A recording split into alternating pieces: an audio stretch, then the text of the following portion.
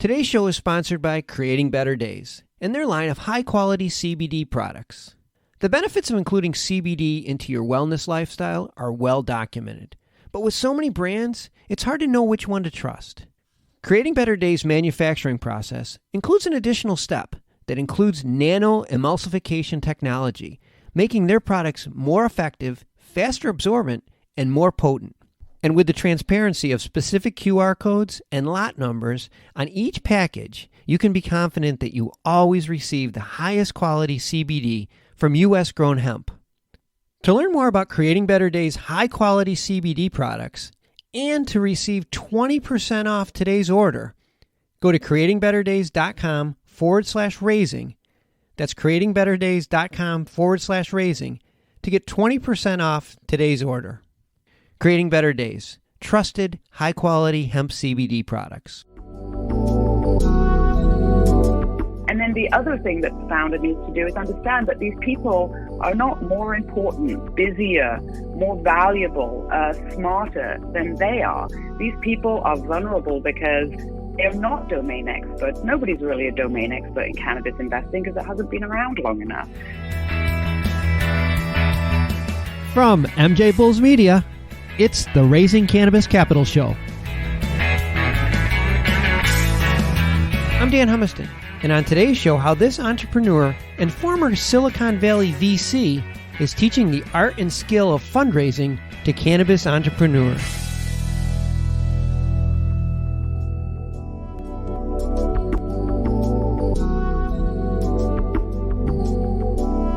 Today on Raising Cannabis Capital, we are joined by Sara Batterby, founder and CEO of Equity Capital Collective. Sara, welcome to the show.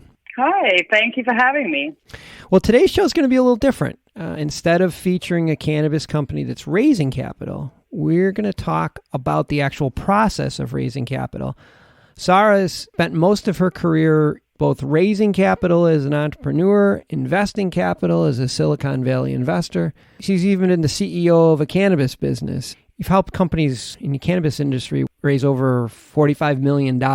This is a person that you should really listen to when it comes to raising money. She not only talks the talk, but she walks the walk.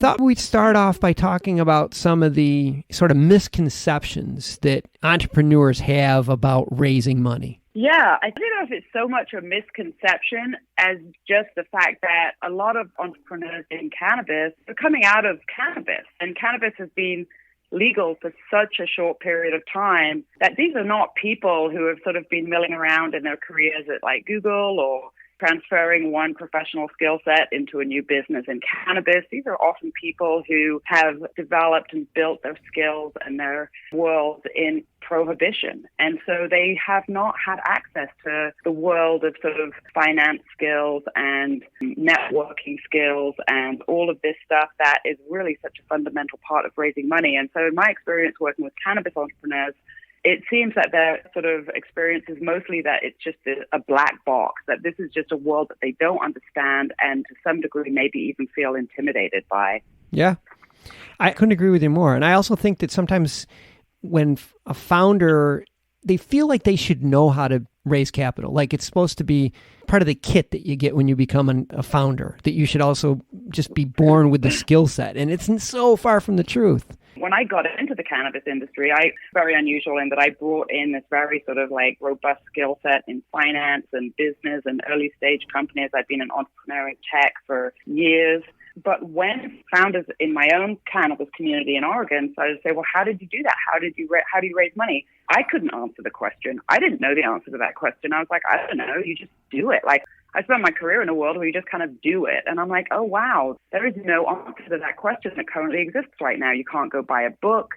You don't pick it up if you go to college and even do an MBA.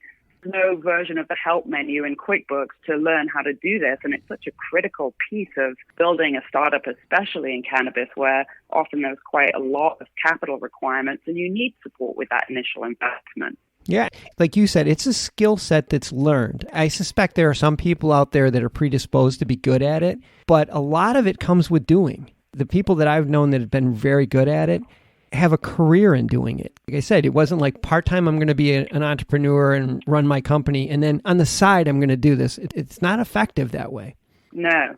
I think my experience was really interesting because even though I'm one of those people who spent my career doing it, when somebody asked me how I did it, I didn't know the answer to that. What that tells me is that it's more about just learned knowledge. There's like a world of this. You can either be inside the world where people raise money and know how to raise money, or you can be outside of it. And in a lot of ways, fundraising has been treated like a privilege and not a skill set.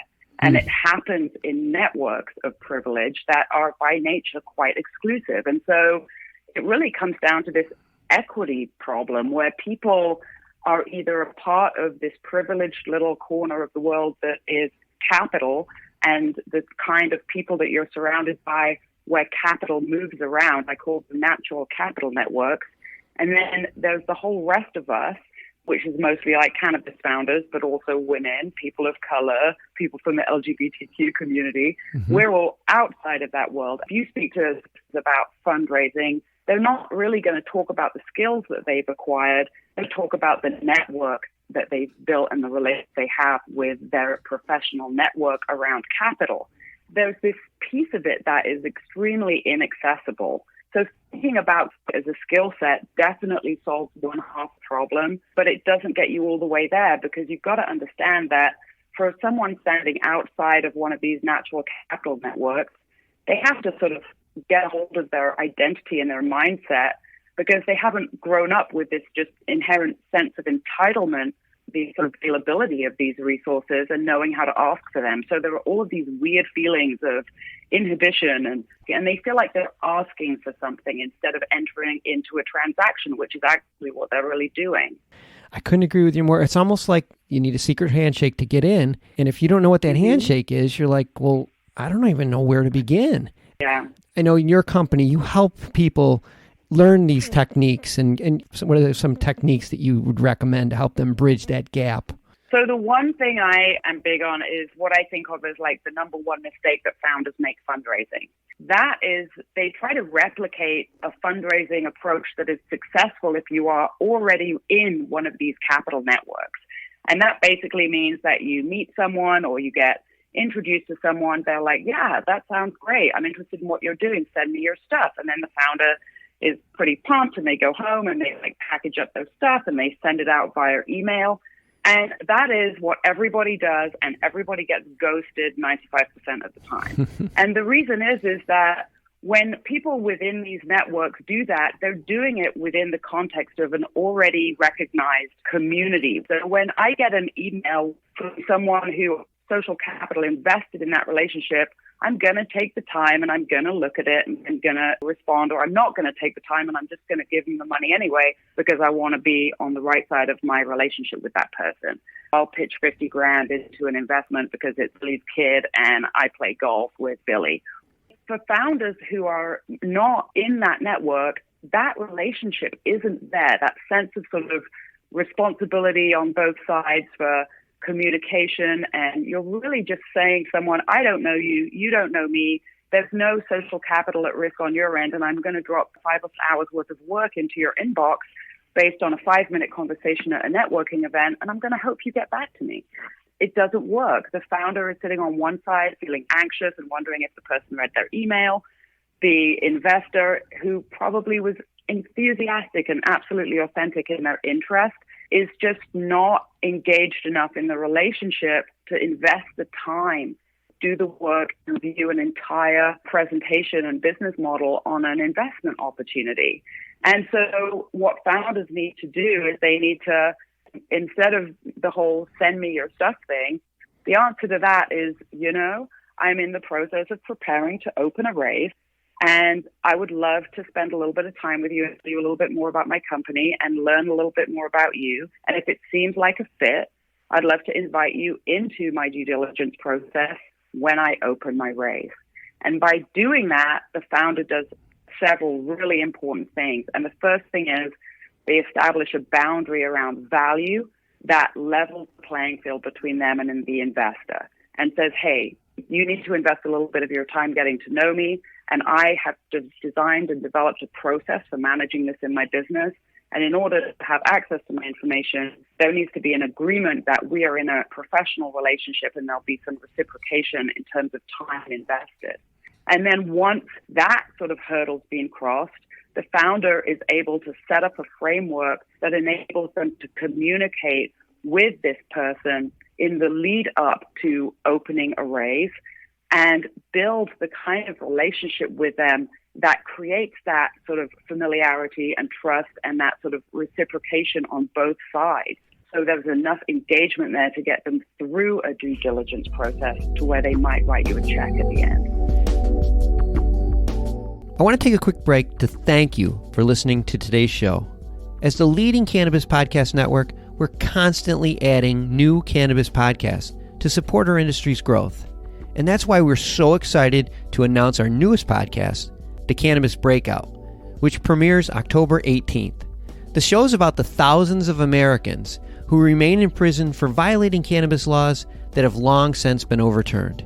The Cannabis Breakout gives cannabis political prisoners a voice. If you're a former cannabis prisoner or have a loved one who is a cannabis prisoner, we want to share your story. Please go to MJBulls.com and sign up to be a guest. This is way more involved than most entrepreneurs appreciate when they're getting into it. There's a bigger time commitment on their end. It takes longer to raise money than you think, a lot more emotionally draining than you think. It's going to put a strain on your business. And going into it lightly, like what you described, where, hey, let me send this over to you, that's a recipe for disaster. It's just not a disciplined, not a prepared strategy. Like you said, this is a full-on business, raising money, and you have to be as prepared. And I think part of that problem falls on the entrepreneur's shoulder sometimes because they take it way too lightly. And I think ultimately what founders need is a really defined and disciplined methodology that's coherent, combined with the skills that they need to build a comprehensive investor package and analyze their business from the perspective of the investor with a consideration of the investor's risk. And then the other thing that the founder needs to do is understand that these people are not more important, busier, more valuable, smarter than they are. These people are vulnerable because they're not domain experts. Nobody's really a domain expert in cannabis investing because it hasn't been around long enough. And the job of the founder is to support and educate and lead a potential investor through a process that does two things. It allows them to trust and get to know a founder who's probably not part of their traditional network. And it allows them to learn and understand the offering in an industry that is just rife with risk and complex and different to the sectors that these guys are probably more used to investing in, like technology. And so I think by solving those two problems, you actually do make it faster and more efficient. You do make it so it's not emotionally exhausting and draining. And you don't have to walk around feeling like Oliver Twist with your hands out saying, please, sir, can I have some more? Because you're fundamentally approaching this as a professional and you're looking to exchange value for equal value, equity for cash. You're not asking for anything. This is a transaction. And so getting founders who haven't sort of developed a transactional mindset around what they're doing and feel intimidated by investors because our culture tells us that those people are somehow better than us is a recipe for disaster and a pretty hostile experience. I couldn't agree with you more. And I'm always coming in it wearing an entrepreneur's hat. So I'm always saying, well, we're the rare ones. There's a ton of money, but there's not a ton of entrepreneurs out there. We're the rare ones. Right. We're the special ones. Yep. Well, if anybody wants additional information, Sara has an online Equity Capital Masters class.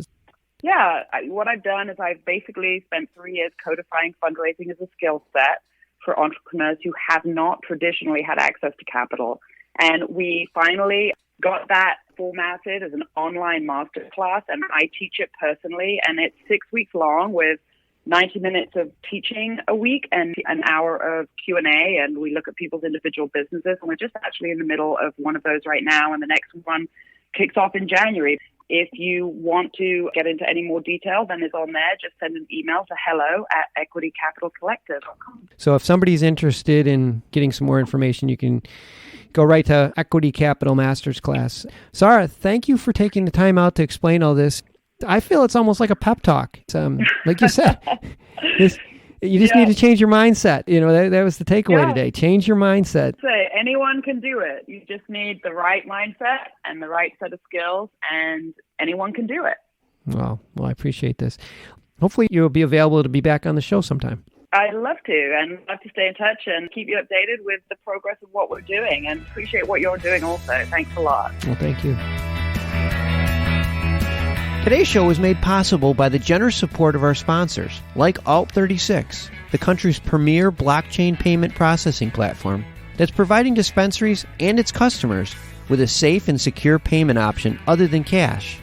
To learn more, go to alt36.com. Today's podcast was produced by MJBulls Media, the industry's premier cannabis podcast network, with original music produced in part by Jamie Humiston. I'm Dan Humiston, and you've been listening to the Raising Cannabis Capital podcast.